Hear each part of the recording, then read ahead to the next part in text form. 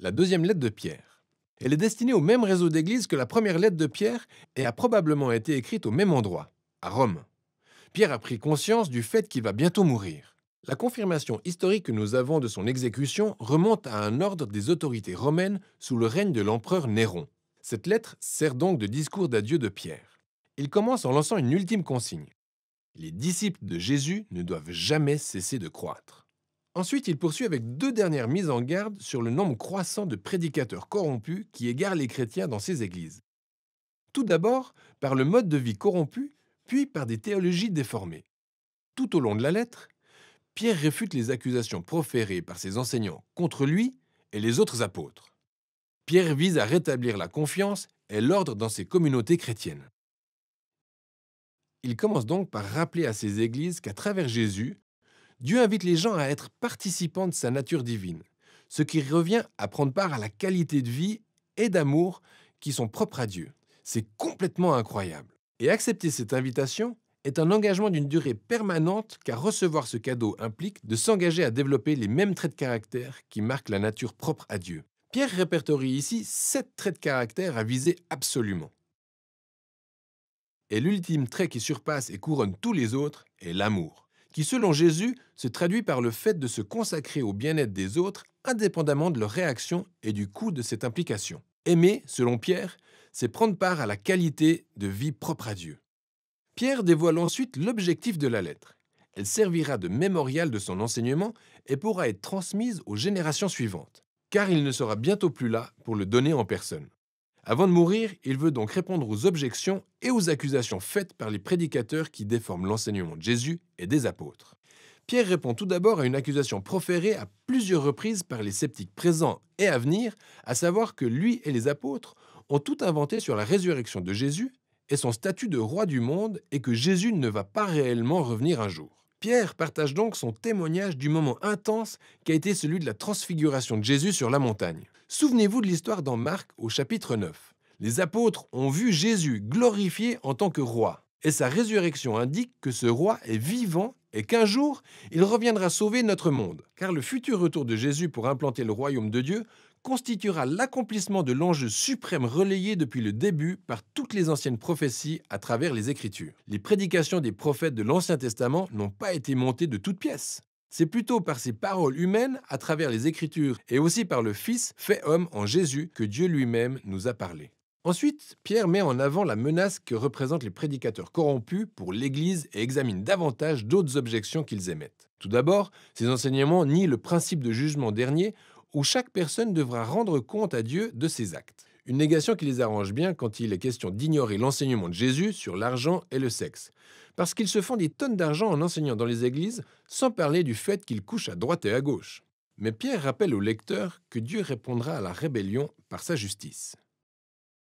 Pour rappel, il évoque 3 exemples antiques qui illustrent son propos. Il mentionne d'abord l'histoire sur les fils de Dieu dans Genèse 6, telle qu'elle a été interprétée dans le livre juif appelé 1 Enoch, assez connu à l'époque. 1 Enoch précise que les fils de Dieu sont des anges déchus qui ont dépassé les bornes en couchant avec des femmes, provoquant ainsi le jugement de Dieu.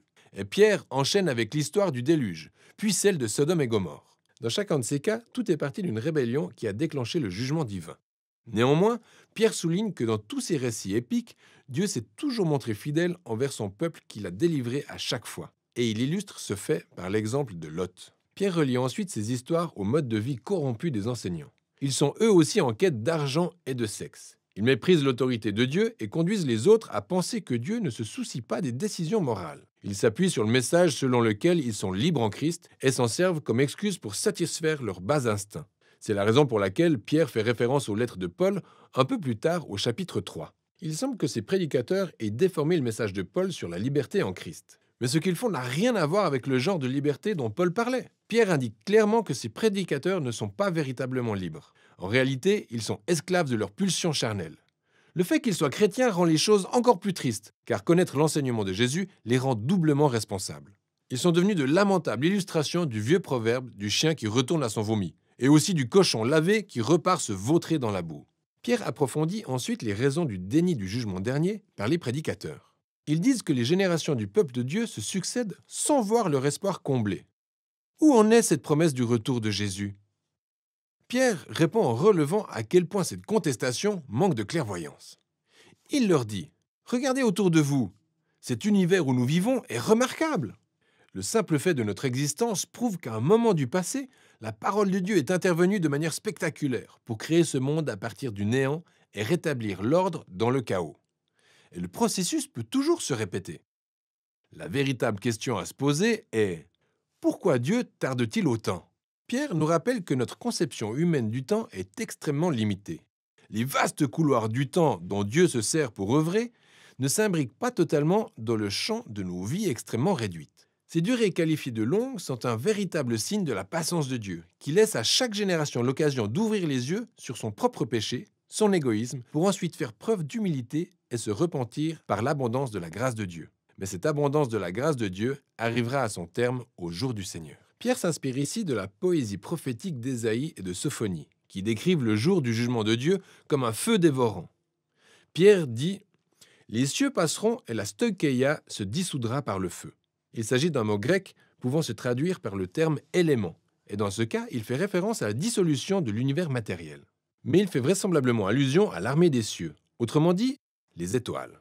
C'est le sens de ce mot dans Ésaïe chapitre 34, d'où Pierre tire sa citation.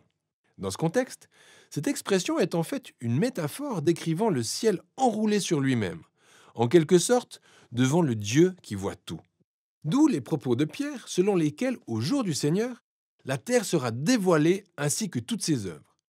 Le but suprême de la justice absolue de Dieu n'est pas de détruire l'univers matériel, mais plutôt de dévoiler le mal et l'injustice afin de les supprimer et d'en ressortir de nouveaux cieux et une nouvelle terre. Celle imprégnée de la justice est remplie de l'amour de Dieu, avec des personnes qui connaissent et aiment Dieu, puis aiment leur prochain comme elles-mêmes.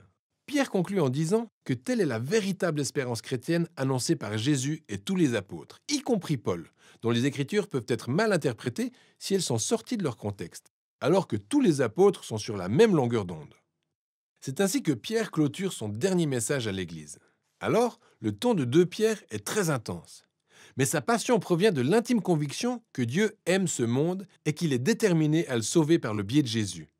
Ce qui implique que l'amour de Dieu doit par conséquent affronter puis traiter le péché et l'injustice qui gangrènent son monde tant aimé. Et Dieu le fera en son temps à lui, ouvrant un nouvel avenir pour l'humanité et l'univers lui-même. Ainsi, 2 Pierre offre une vision très large de l'espérance pour le monde entier, nous obligeant à une évaluation quotidienne de nos vies. Et voilà ce dont il est question dans la 2e lettre de Pierre.